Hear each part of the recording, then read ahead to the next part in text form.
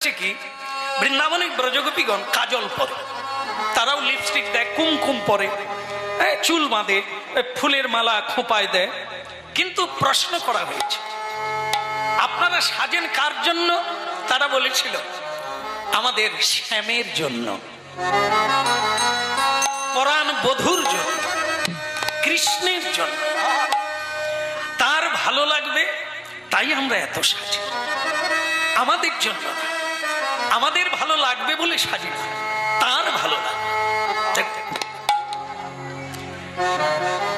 ভক্তমণ্ডলী মায়েরা, পতিব্রতা রমণী কেন সাজে? তার পতি দেবতার জন্য।